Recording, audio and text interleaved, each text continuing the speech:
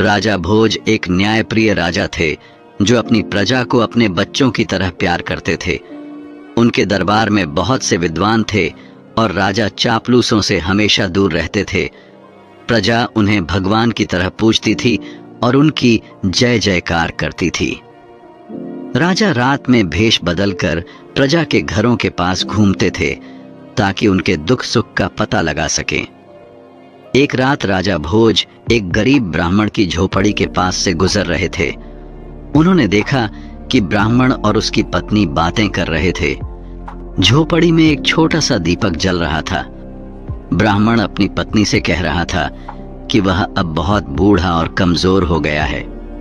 उसके शरीर में अब इतनी शक्ति नहीं है कि वह अपने यजमान के घर जाकर पूजा पाठ करा सके। उसका कोई बेटा भी नहीं है जो कमाकर खिला सके। उसने कहा कि अब उसके पास केवल एक ही रास्ता है कि वह राजा भोज के दरबार में जाए। ब्राह्मणी ने कहा, ठीक है स्वामी, कहते हैं कि राजा भोज बड़े दयालु हैं, वह हमारी मदद जरूर करेंगे।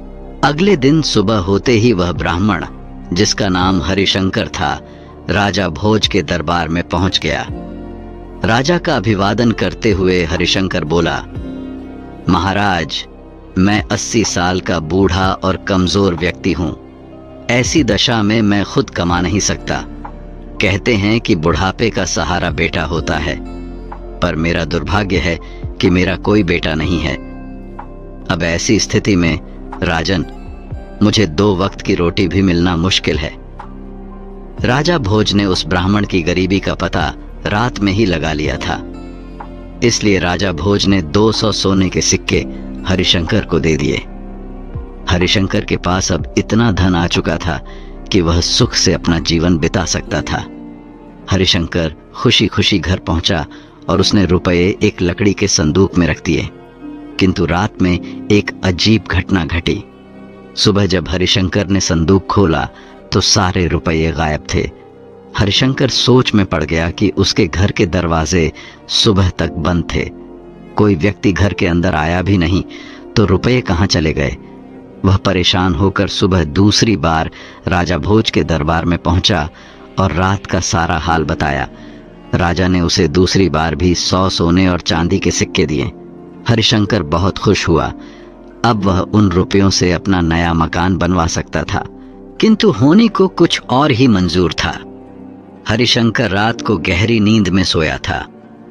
उसने सपने में देखा कि राजा भोज उससे कह रहे हैं, ब्राह्मण देवता, राज्य पर बहुत बड़ा संकट आ गया है, इसीलिए मैं वह रुपये लेने आया हूं जो मैंने सुबह तुम्हें दिए थे। हरिशंकर ने खुशी खुशी वह रुपये राजा को लौटा दिए।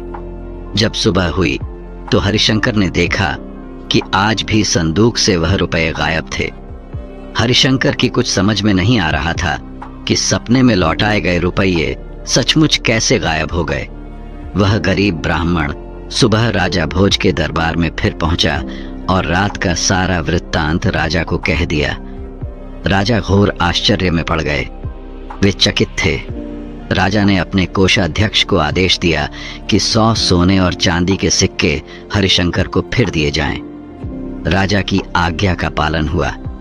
हरिशंकर खुशी खुशी घर पहुंचा, लेकिन राजा भोज ने निश्चय कर लिया था कि वह आज रात खुद हरिशंकर की कुटिया के पास पहुंचकर सब कुछ अपनी आंखों से देखेंगे। रात में जब राजा हरिशंकर की कुटिया के पास पहुंचे तो रात के तीसरे पहर की घटना देखकर राजा हैरान थे। राजा ने देखा कि बिल्कुल उनकी ही शक्ल सूरत वाला व्यक्ति हरिशंकर की कुटिया में पहुंचकर वो रुपये वापस मांग रहा है। राजा भोज ने जब यह देखा तो उनसे रहा नहीं गया। राजा अपने उस हमशक्ल व्यक्ति के पास पहुंचकर बोले, महाशय, आप कौन हैं जो इस गरीब ब्राह्मण को दुखी कर रहे हैं? आप राजा नहीं हैं, राजा तो मैं हूं। आप इस तरह से क्यों इस ब्राह्मण को दुखी कर रहे हैं और मुझे बदनाम कर रहे हैं? राजा के उस हमशक्ल ने राजा से कहा, राजन, आप नहीं जानते कि यह गरीब ब्राह्मण अपने किए गए कर्मों का फल भोग रहा है। इस ब्राह्मण के रुपये या तो गायब हो जाएंगे या इसका बना बनाया मकान गिर जाएगा। यह इन पैसों का उपयोग नहीं कर पाएगा क्योंकि सुख इसके भाग्य में है ही नहीं। राजन, हर व्यक्ति को उसके किए गए पूर्व कर्मों का फल मिलता है। इस ब्राह्मण की गरीबी इसके पूर्व में किए गए कर्मों के कारण ही मिली है। राजा भोज ने कहा, इसमें कोई शक नहीं है महाराज, लेकिन मैं आपसे विनती करता हूं कि इसे कोई दंड न दें। इसकी करनी का दंड मैं भुगतने के लिए तैयार हूं। राजा ने बहुत विनती की। तब राजा का वह हमशक्ल बोला, राजन, होनी का दंड तो सबको मिलता है। मनुष्य कर्मों और भाग्य का गुलाम है। तुम्हें भी अपने पूर्व में किए गए कर्मों का फल भोगना पड़ेगा। इससे कोई बच नहीं सकता। इस दुनिया में सबको प्रकृति से लड़ना पड़ता है। यह प्रकृति ही सबको अच्छा और बुरा अवसर प्रदान करती है। कर्मों का खेल बड़ा अजीब है। यह कहकर वह राजा का हमशक्ल गायब हो गया। एक दिन राजा अपने सबसे तेज और ताकतवर घोड़े पर सवार होकर जंगल में शिकार खेलने निकल गए। राजा के साथ कुछ सिपाही भी थे। सारा दिन शिकार की तलाश करते करते वे अपने राज्य की सीमा पर पहुंच गए। राजा के सिपाही पीछे छूट गए। तभी उस घोड़े ने एक ऊंची पहाड़ी से छलांग लगा दी। राजा भोज जख्मी होकर घोड़े से गिरकर बेहोश हो गए। उनका मुकुट भी गिर गया। राजा भोज को जब होश आया तो उन्होंने देखा कि वे पड़ोसी राजा के सिपाहियों के कब्जे में थे। सिपाहियों ने पूछा, तुम कौन हो? यहां कैसे आए? राजा की जुबान बंद हो गई थी। राजा ने कोई उत्तर नहीं दिया। इस पर सिपाहियों ने राजा को हमलावर शत्रु समझकर मारा पीटा और घायल करके नगर के बाहर सुनसान जगह पर फेंक दिया। तभी उसी राज्य का रहने वाला रामू तेली उधर से गुजर रहा था। उसकी नजर राजा पर पड़ी। वह घायल राजा को उठाकर अपने घर ले गया, क्योंकि राजा के भाग्य की विडंबना ही राजा को रामू तेली के घर पहुंचा दिया। रामू तेली ने राजा की मरहम पट्टी करके राजा को ठीक कर दिया। राजा को जब होश आया तो राजा ने अपने जीवनदाता को देखा, लेकिन राजा तो बेजुबान हो चुके थे। रामू तेली राजा को देखते ही समझ गया कि वह कोई कुलीन व्यक्ति है जो भाग्य का मारा है, इसीलिए इसे शत्रु समझकर पीटा गया है। कुछ दिन बाद ही राजा भोज पूरी तरह से स्वस्थ हो गए, लेकिन राजा भोज यह जानते थे कि सच्चाई जानने पर इस राज्य का राजा उन्हें शत्रु समझकर कैद में डाल देगा।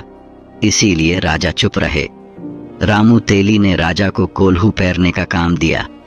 राजा ने उसे खुशी खुशी स्वीकार कर लिया। रामू तेली खुद भी राजा के साथ कोल्हू का बैल बनता था, किंतु हीरा तो कोयले के बीच भी चमकता है और चिंगारी घोर अंधेरे में भी चमकती हुई दिखाई देती है। रामू तेली ने राजा की विशाल बाहें, चौड़ी छाती, चमकता हुआ मस्तक देखकर अनुमान लगाया कि यह उसका दास जो है वह कोई साधारण व्यक्ति नहीं है। राजा भोज को अपने जीवनदाता का कर्ज चुकाना था। इसीलिए पूरी तरह स्वस्थ हो जाने पर भी राजा ने अपना भेद नहीं खोला।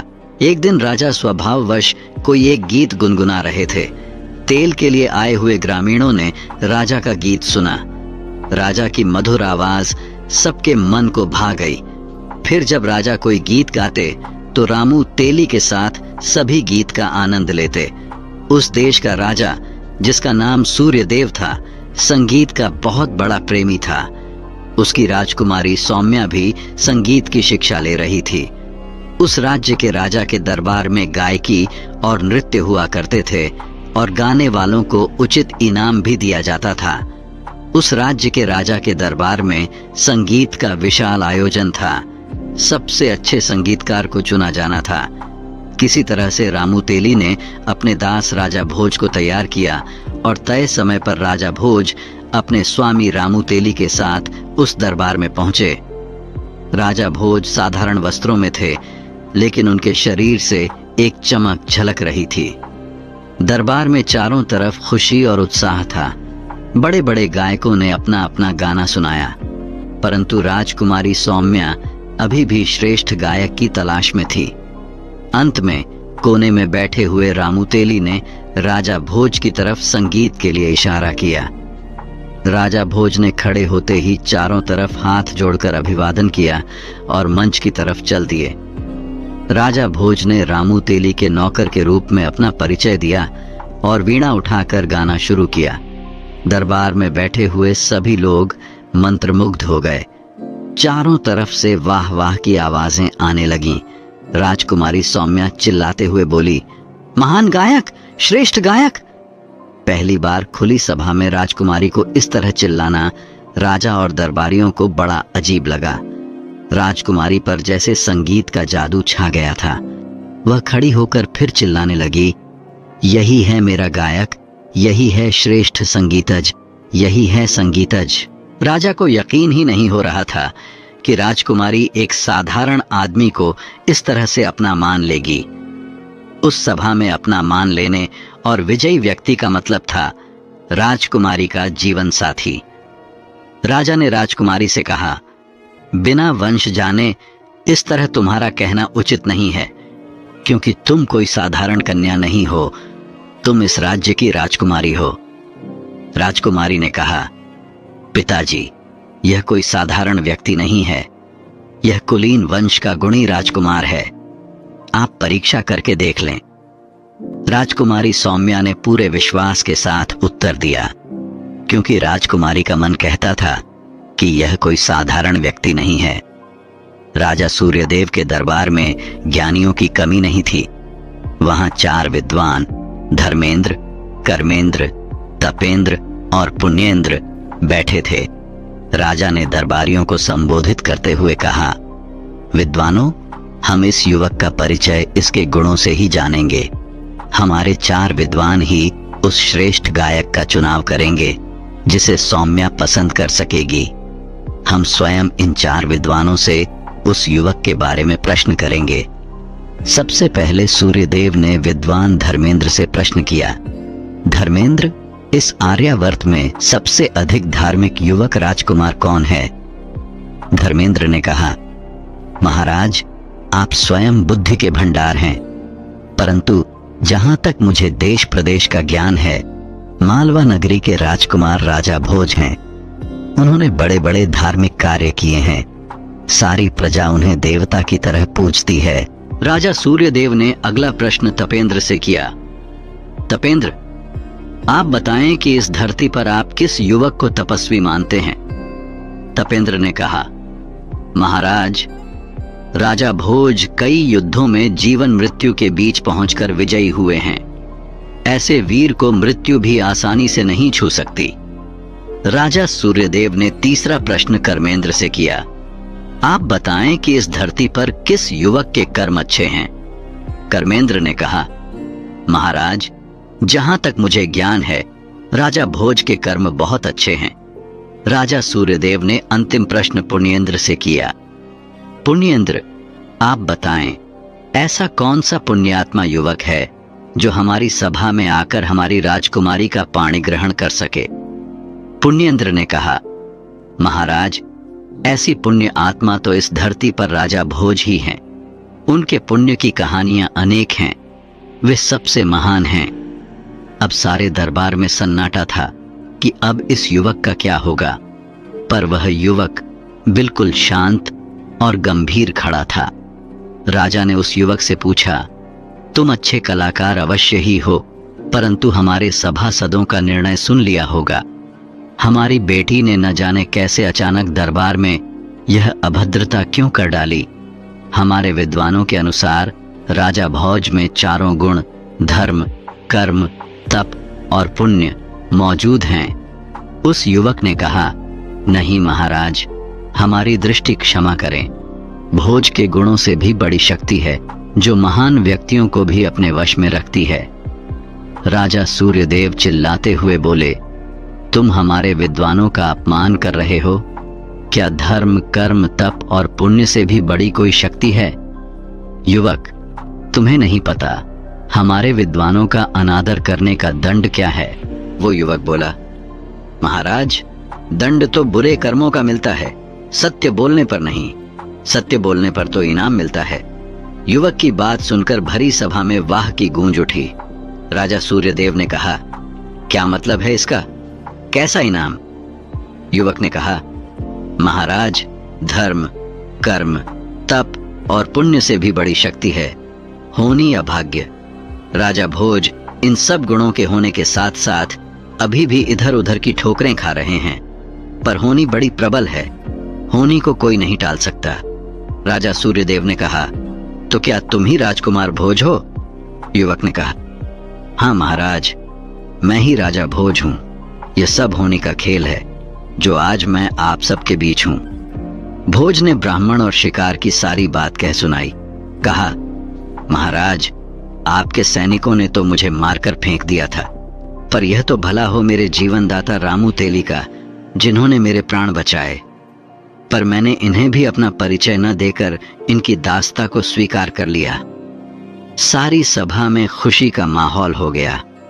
पूरी सभा में राजा भोज का जय जयकार होने लगा। इसी के साथ राजकुमारी सौम्या ने राजा भोज के गले में जयमाला डाली और विवाह किया। राजा भोज का विवाह पूरे विधि विधान के साथ हुआ। इस समय होनी राजा भोज पर प्रसन्न थी।